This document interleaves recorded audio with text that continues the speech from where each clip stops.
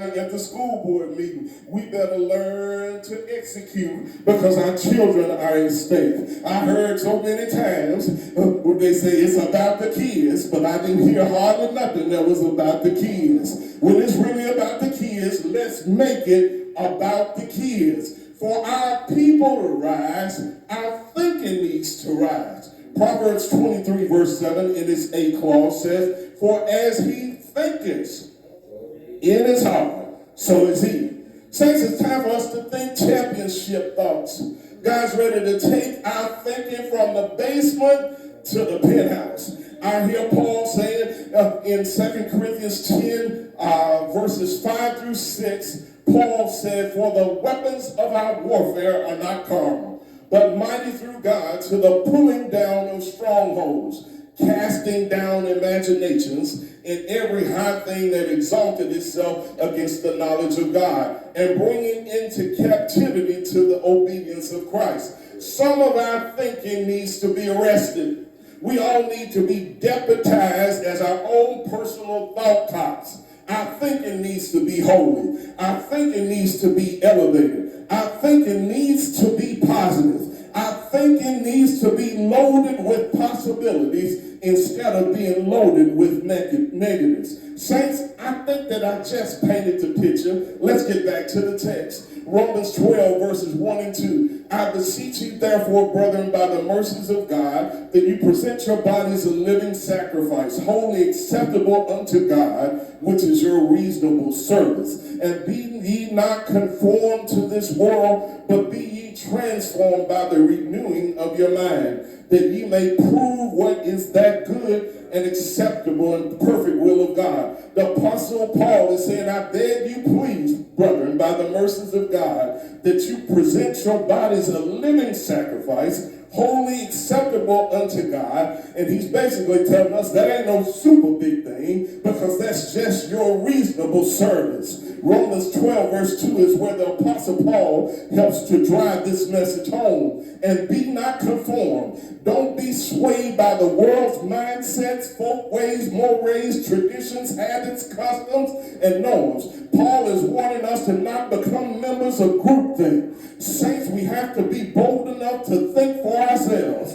Just because some thinking is popular doesn't mean that we have to allow that thinking to be ours.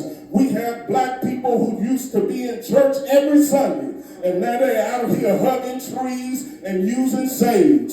Don't you allow your mind to be a victim of groupthink, because the prevailing thoughts of our day might just send you to hell. God is calling for our metamorphosis. God is calling for a transformation in our thinking. Saints, the right thoughts will transform your life. God wants you to your mind to return to its original design. God wants the hard drive that operates between your ears to once again operate as he intended. If we renew our minds, transformation can be ours. Aren't you tired of survival thoughts? Let me poll the room. Is there anyone here tired of thinking survival thoughts? Is there anyone here tired of just getting by thoughts? Is there anyone here tired of just making through the week thoughts? Anybody here just tired of making it through the month thoughts?